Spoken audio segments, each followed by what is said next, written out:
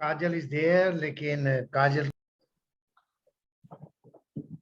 well, good morning friends and welcome to AKG BTI, pioneers in providing training for promotion in banks and GIB CIB.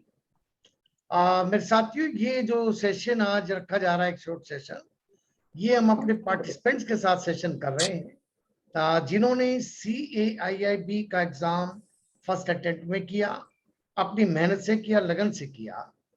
उनसे हम ये जानना चाहते हैं कि उन्होंने किस प्रकार की स्ट्रेटेजी लगाई कि वो पहली अटेम्प्ट में ही इतने अच्छे मार्क्स लेके पास हो पाए।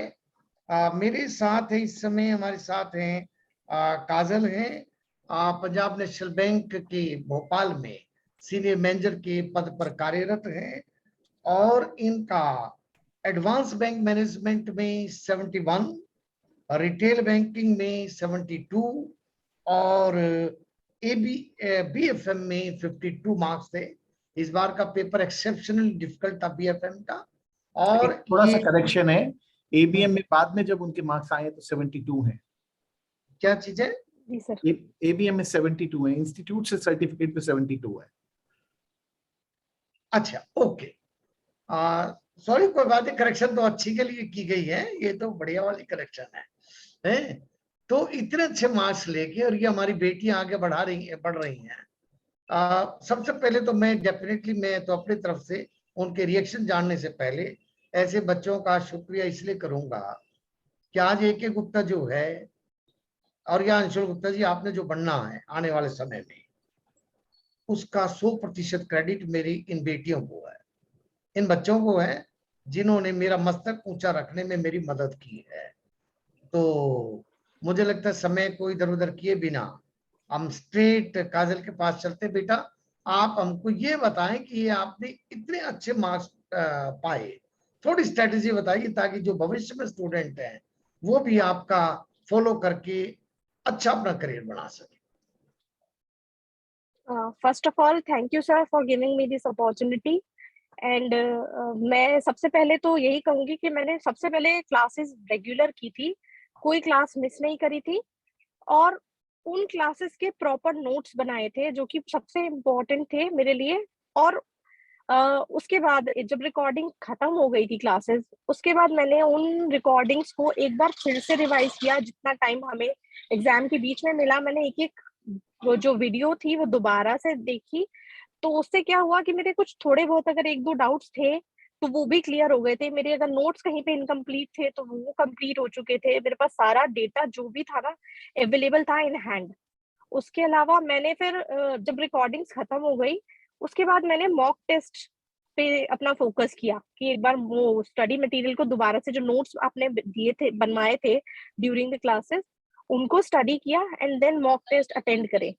और मेरे मार्क्स सभी सब्जेक्ट्स में 72 दो में आए थे। 52 BFM में सिर्फ एक ऑफिस के कमिटमेंट की वजह से ये हुआ कि मैं मॉक टेस्ट नहीं कर पाई थी, इसी वजह से मेरे मार्क्स 52 रह गए। अदरवाइज मुझे इतना पता था कि BFM में भी मैं 70+ ही जाती है अगर मैंने वो मॉक टेस्ट भी कर ली होती। तो मेरे हिसाब से क्लासेस, लाइव क्लासेस अगर स्किप ना, वैसे तो स्किप नहीं करनी है, अगर स्किप हो जाए तो रिकॉर्डिंग जरूर कर लेनी है अटेंड। और अगर रिकॉर्डिंग को मतलब बाद में टाइम मिले तो जितना बार आप उसको रिपीट करके पढ़ेंगे तो आपको चीजें, कॉन्सेप्ट्स और अच्छे से क्लियर हो जाएंगे।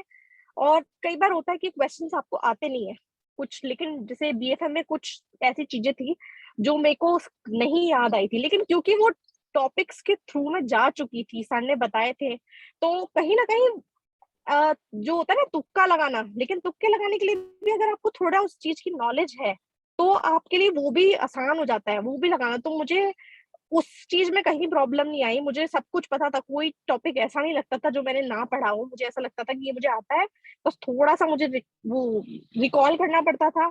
टॉपिक्स पढ़े हुए थे तो मुझे अगर एक दो जगह पे तुक्के भी लगाने पड़े तो मुझे बहुत आसानी हो गई थी क्योंकि पढ़ लिया था। और सबसे इम्पोर्टेंट मॉक टेस्ट है। मॉक टेस्ट में मैंने क्या किया था, पहले मैं मॉक टेस्ट अटेंड करती थी, उसके बाद उसका सोल्यूशन देखती थी, फिर मैंने दोबारा से सोल्यूशन देखने के बाद उन चीजों को समझा और मैंने तीसरी बार फिर से किया मॉक टेस्ट। 3 बार हो गए थे मेरे। तो मेरी जो बच्चे कुछ डाउट्स थे ना मॉक टेस्ट में, वो भी at the end of the day मेरा होता था कि अगर 50 क्वेश्चंस हैं तो मेरे 50 में से 49 सही हो जाते थे थर्ड अटेम्प्ट में मॉक टेस्ट में, जिससे कि मेरा कॉन्फिडेंस लेवल भी बहुत ज्यादा बढ़ गया था। और एक चीज और बोलना चाहूंगी सर कि मैंने आपकी प्रमोशन क्लासेस ली थी कभी, जब मैंने 1 to 2 हुआ था और 2 to 3। तो द मोमेंट मैंने क्लासेस ज्वाइन की थी, मुझे पता था, मैंने एक सेकंड के लिए भी मैंने ये नहीं सोचा था कि मैं पास नहीं होंगी। मैंने क्लासेस ज्वाइन की थी, मुझे पता था मैं क्लियर कर लूंगी, और मैंने अपने आप को भी इतना वो कर लिया था कि मुझे ये था कि मुझे क्लियर करना है, मैं पास होने के लिए बैठूंगी एग्जाम में, मुझे इसी बार देना है, मुझे दोबारा पेपर नहीं देना है। तो बस ये था कि मैंने आपकी क्लासेस ज्वाइन की थी, तो मुझे ये पता था कि मैं पास तो होकर ही रहूंगी, इस अटेम्प्ट में क्लियर कर लूंगी। बाकी क्लासेस, लाइव क्लासेस और मॉक टेस्ट अगर आप अच्छे से डेडिकेशन से कंप्लीट करोगे तो फिर कोई इशू नहीं आएगा, सारा क्लियर हो जाएगा, और एक अटेम्प्ट में ही तीनों मतलब 50 प्लस आप सब में ला सकते हो।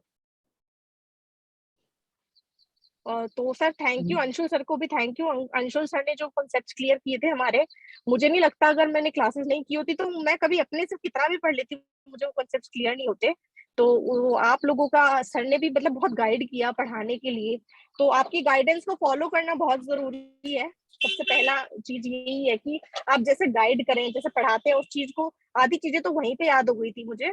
तो वो ये कि क्लासेस बहुत ही डिसिप्लिन से अटेंड करनी है, मतलब इनको ऐसा नहीं कि आप बाद में देख लो या नहीं, अभी अभी टाइम नहीं है, टाइम जो स्लॉट है उसी में क्लासेस अटेंड करिए। बाय चांस कोई ऐसी सिचुएशन आए कि नहीं कर पाते, कोई जेन्युइन रीजन है, तो ठीक है रिकॉर्डिंग देख लीजिए, अदरवाइज क्लासेस, लाइव क्लासेस करना बहुत जरूरी है, और वही सफिशिएंट है, उसमें जो नोट्स बनेंगे ना वो सफिशिएंट है आपको एग्जाम में अच्छे मार्क्स लाने के लिए। That's all I have to say. मेरा एक छोटा सा सवाल है अंशुल जी, और फिर आपको मैं हैंड ओवर कर दूंगा। मैं आपको बायस करे बिना सवाल पूछूंगा। ये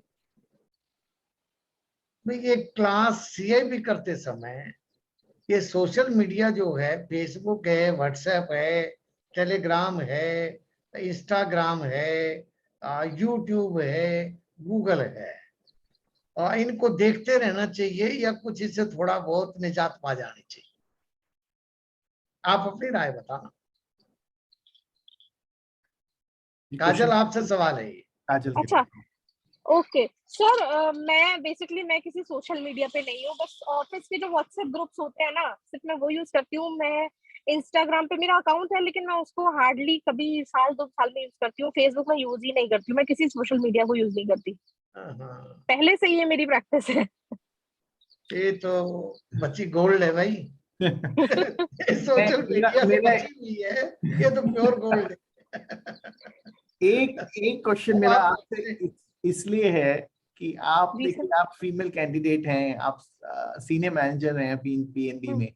ये नोन फैक्ट है कि हमारे पास टाइम कम होता है, जी sir. And it is also known fact कि इंडिया में फीमेल्स के लिए एक घर पे रिस्पॉन्सिबिलिटी का लेवल थोड़ा ज्यादा होता है as compare to male members.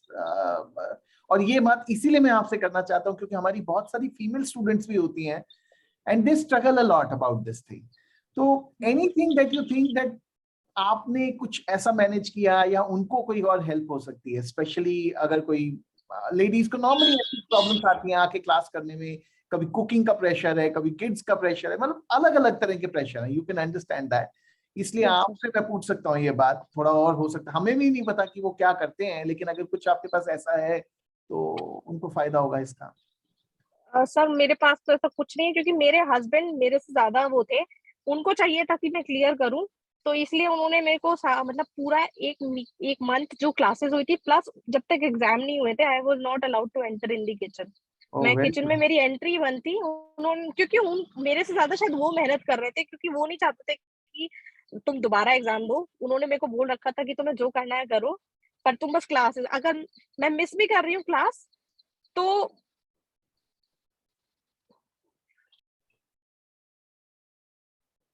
I think in the time we might have lost Kajal, कोई बात नहीं, जब तक वो ज्वाइन करती हैं। एक बड़ी अच्छी बात हुई है जब तक उन्होंने ज्वाइन करती हैं कि उन्होंने जो बात कही, मैं सिर्फ समराइज कर देता हूँ, मैं कहीं नोट्स ले रहा था, उन्होंने एक ही बात कही कि रेगुलर लाइव क्लासेस करना बहुत इंपॉर्टेंट है, उससे बड़ा फायदा हो रहा है उनके बनाए हुए नोट्स, और उन नोट्स को अगर वो छूट गए हैं तो दोबारा रिकॉर्डिंग अटेंड करें, दोबारा से बनाएं। Then attempt online mock test, attempt ही नहीं रीअटेम्प्ट। उन्होंने एक ही बात कही कि अटेम्प्ट किया, फिर मैंने सोल्यूशन चेक किया, फिर मैंने रीअटेम्प्ट किया ताकि मेरा काम पक्का हो। 3 times। 3 times। अब नहीं कर पाते कुछ लोग, और उन्होंने ये सारा काम 2 महीने में किया। ये भी उन्होंने कहा कि मैंने ये 2 ही महीने में ये सारा काम किया, तो करीब करीब हो जाता है। एंड उन्होंने ये भी कहा कि आप जितनी बार अपने नोट्स पढ़ेंगे उतना क्लियर होगा, तो अपने ही नोट्स को बार बार पढ़ें। और फिर उसके बाद एक बड़ी अच्छी बात की उन्होंने कहा, मुझे पहले दिन से पता था मैं इसमें बैठी हूं तो मैं पास होने के लिए बैठी हूं, मैंने फेल नहीं होना और दोबारा नहीं आना, जिसको हम कहते हैं विक्ट्री विद डिटर्मिनेशन। जो गुरु गोविंद सिंह जी ने कहा था, निश्चय कर अपनी जीत करूं, उसको इंग्लिश में विक्ट्री विद डिटर्मिनेशन, और यही उन्होंने एग्जिबिट किया। And in the last when I asked her कि आपके लिए एज अ फीमेल कैंडिडेट जो कंस्ट्रेंट से, शी सजेस्टेड कि उनके हस्बैंड ने बड़ा हेल्प किया। और ये बात हम कंटिन्यूअसली सबको सजेस्ट करते हैं कि आप अपनी फैमिली के साथ कोऑपरेशन का थोड़ा रिक्वेस्ट करें, क्योंकि वो बहुत इंपॉर्टेंट है। आप मेल मेंबर हैं या फीमेल मेंबर हैं, आपकी फैमिली का कोऑपरेट करना। अभी तक जो भी पार्टिसिपेंट्स हमारी बात हुई है, सबके केस में एक ही बात है कि उनकी फैमिली ने बहुत सपोर्ट किया। उनकी सपोर्ट इस एग्जाम को पास करने के लिए बहुत इंपॉर्टेंट है। तो do not under estimate that support also, कि नहीं भी मिलेगी तो कोई बात नहीं, उनकी सहायता के बिना भी एग्जाम पास नहीं होगा। उन्हें साथ लेके चलना बहुत जरूरी है इन एग्जामिनेशंस में सक्सेसफुल होने के लिए। आई थिंक काजल दोबारा ज्वाइन नहीं कर पाई है सर, तो आप कुछ कहना चाहें, नहीं तो वाइंड अप करते हैं।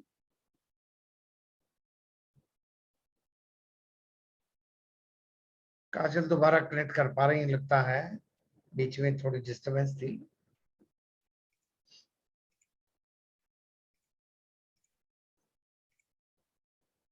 ओके, शायद वो हाँ कर रही है।